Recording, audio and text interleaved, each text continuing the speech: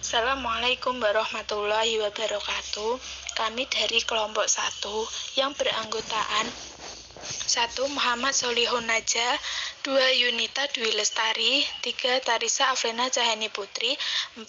Yunanta Iqbal Maulana, 5. Nova Sylvia Agustina, 6. Umi Zahro.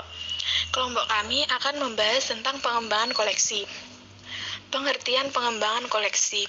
Menurut Michael R. Gabriel, pengembangan koleksi diartikan sebagai proses yang sistematis dalam membangun koleksi perpustakaan untuk melayani kegiatan penelitian, pengajaran, penelitian rekreasi, serta untuk kebutuhan lain dari pengguna perpustakaan. Menurut Soetminah, mengartikan pengembangan koleksi merupakan salah satu kegiatan kerja perpustakaan yang bertugas menyediakan sumber informasi dan memberikan pelayanan informasi kepada pemakai sesuai dengan kebutuhan dan minat pemakainya.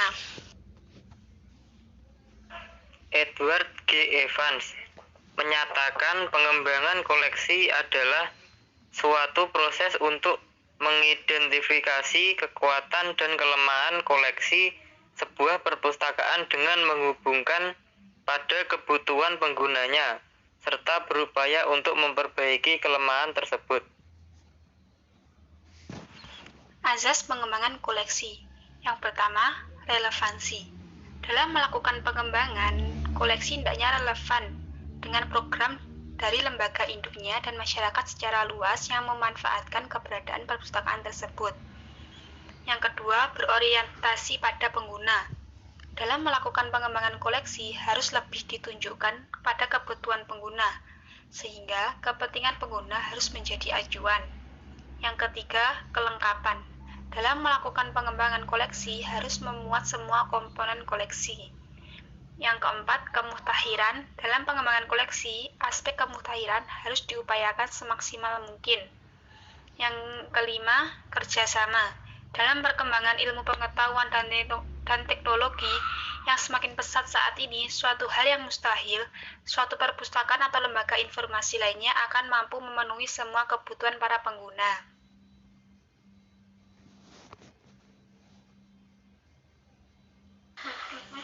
Tujuan pengembangan koleksi. 1.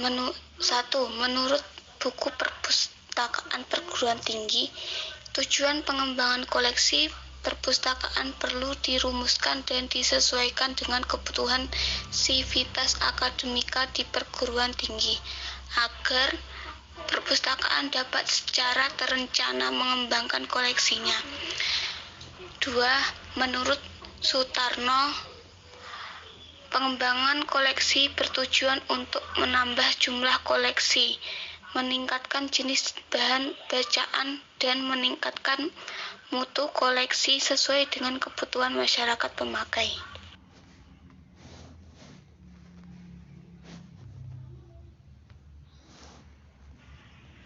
Proses dan tahap pengembangan koleksi. Menurut Evans, terdapat 6 tahapan pengembangan koleksi, yakni yang pertama, analisis masyarakat. Analisis masyarakat dapat disebut juga dengan analisis kebutuhan atau kajian pemakai. Analisis ini menekankan pemahaman pada kebutuhan dan perilaku masyarakat terhadap informasi. Dari kegiatan analisis masyarakat ini, dapat diperoleh profil pengguna perpustakaan secara lengkap beserta kebutuhannya terhadap koleksi perpustakaan. Pada perpustakaan tertentu, seringkali memberikan kesempatan pada pemustakanya untuk mengusulkan bahan pustaka apa yang perlu diadakan. Yang kedua, kebijakan pengembangan koleksi. Tahap kebijakan ini merupakan salah satu tahapan yang penting dalam proses pengembangan koleksi, karena kebijakan ini menjadi pedoman dalam kegiatan-kegiatan lainnya. Dalam kebijakan pengembangan koleksi ini, biasanya menyangkut hal-hal yang bersifat umum, seperti perencanaan pengembangan koleksi yang akan dilakukan, jenis koleksi yang akan dikembangkan, prioritas jenis koleksi yang akan dikembangkan, anggaran yang diusulkan, tim yang terlibat dalam pengembangan koleksi, dan lain-lain.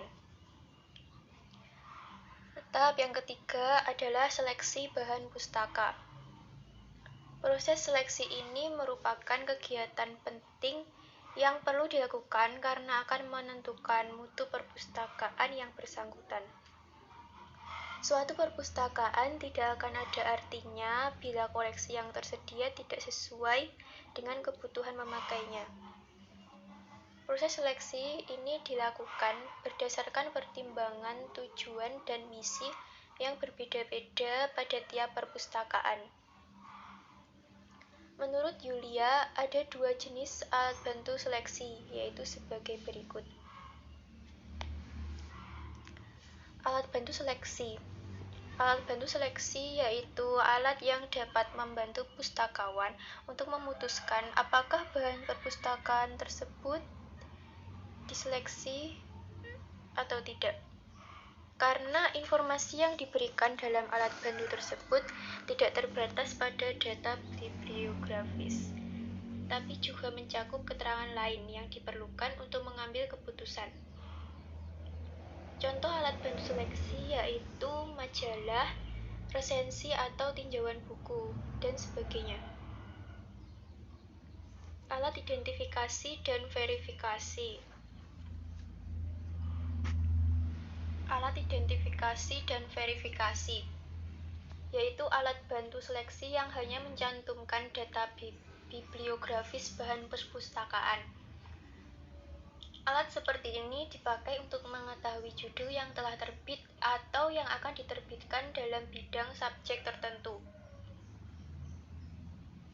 Alat bantu ini dipakai untuk mengetahui verifikasi apakah judul atau nama pengarang tepat, berapa harganya, terbitan berseri atau bahan pandang dengar, masih ada di pasaran atau tidak, dan sebagainya. Contoh alat bantu identifikasi dan verifikasi adalah katalog penerbit, berbagai jenis bibliografi, misalnya bibliografi umum, bibliografi subjek, bibliografi nasional, dan sebagainya. Prinsip dalam pemilihan bahan perpustakaan adalah sebagai berikut. Yang pertama, melalui pandangan tradisional. Prinsip ini mengutamakan nilai intrinsik untuk bahan yang akan dikoleksi perpustakaan. Titik tolak yang mendasari prinsip ini adalah pemahaman bahwa perpustakaan merupakan tempat untuk melestarikan warisan budaya dan sarana untuk mencerdaskan masyarakat. Apabila dinilai tidak bermutu, bahan perpustakaan tidak akan dipilih untuk diadakan. Selanjutnya, melalui pandangan liberal. Prioritas pemilihan ini berdasarkan atas popularitas. Artinya, kualitas tetap diperhatikan tetapi dengan lebih mengutamakan pemilihan karena disukai dan banyak dibaca atau mengikuti selera masyarakat pemakai. Selanjutnya, melalui pandangan pluralistik. Prinsip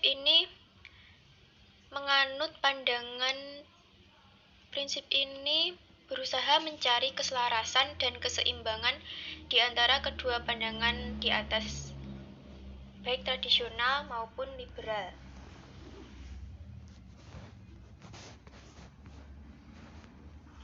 Yang keempat, pengadaan bahan pustaka.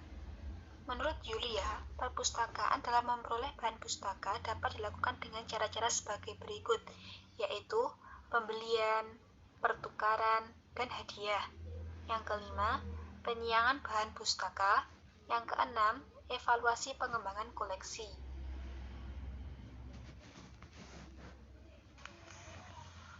Kebijakan pengembangan koleksi.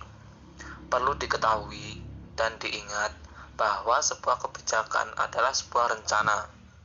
Sebuah kebijakan pengembangan koleksi, bila disiapkan dengan baik, pada kenyataannya adalah rencana induk perpustakaan untuk membangun dan memelihara koleksinya. Koleksi itu sangat berpengaruh terhadap mutu pelayanan perpustakaan. Untuk menjadikan perencanaan yang baik, kebijakan pengembangan koleksi haruslah merefleksi dan menghubungkannya dengan rencana-rencana lain, terutama rencana jangka panjang dan strategis. Itulah beberapa dari kebijakan pengembangan koleksi.